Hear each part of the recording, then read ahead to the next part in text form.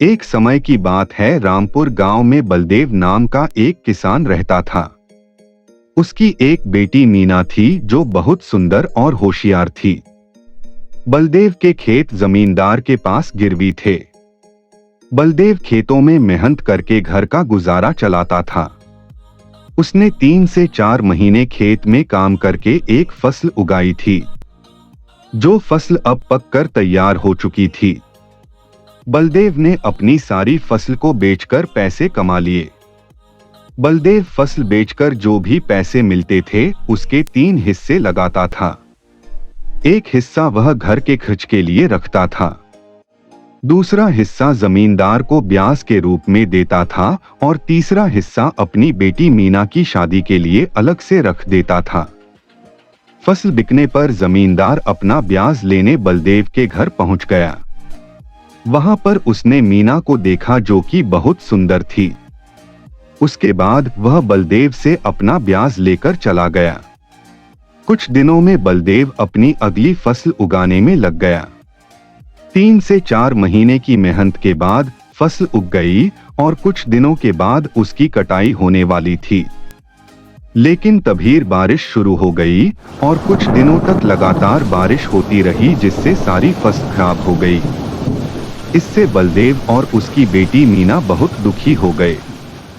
कुछ दिनों के बाद जमींदार अपना ब्याज लेने के लिए बलदेव के घर पर पहुंच गया।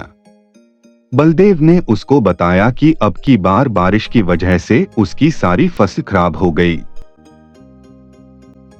जमींदार ने इसमें मैं एक काला और सफेद पत्थर मैं एक मटके के अंदर डाल दूंगा। मीना को उसमें से बिना देखे एक पत्थर को निकलना है।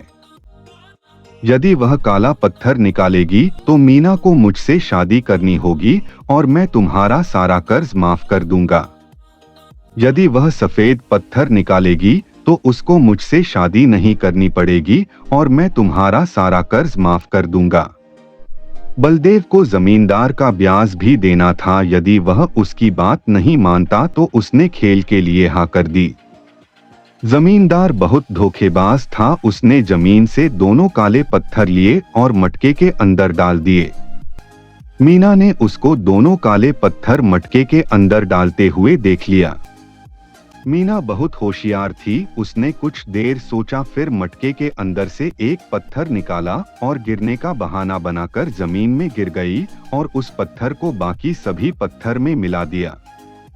जमींदार और बलदेव सोचने लगे, जो पत्थर मीना ने उठाया था वह कैसे पता चलेगा। तो मीना बोली, इसका पता हम मटके के अंदर के पत्थर से लगा सकते हैं। मटके के अंदर पत्थर देखा तो उसका रंग काला था। इसका मतलब मीना ने जो पत्थर उठाया और जो हाथ से गिर गया था उसका रंग सफेद था।